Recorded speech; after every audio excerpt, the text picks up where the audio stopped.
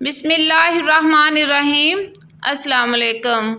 मौरख सुखदेव सिंह ने अपनी किताब जर्नैल जोरावर सिंह में लिखा है कि 7वीं और 8वीं सदियों में गिलगित बल्तिस्तान और लद्दाख के इलाके चीन और अरब सल्तनत के दरमियान सियासी कशमकश का मरकज़ भी रहे हैं।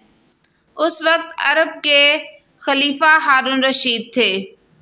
वो लिखते हैं कि लद्दाख जगराफियाई तौर पर हमेशा एक अलग खिता रहा है, लेकिन मजहबी मामलात में वो तिब्बत के दलाई लामा के ताबिया एक सूबा था।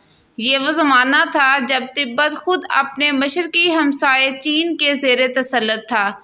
सुखदेव सिंह लिखते हैं कि इस सूरत हाल में तिब्बत एक तरफ चीन के तसल्लुत से आज़ादी के लिए कोशिश कर रहा था तो दूसरी तरफ अरबों से लड़ रहा था, जो खलीफा हारून रशीद की क़यादत में वस्ती एशिया की तरफ पेशकदमी कर रहे थे।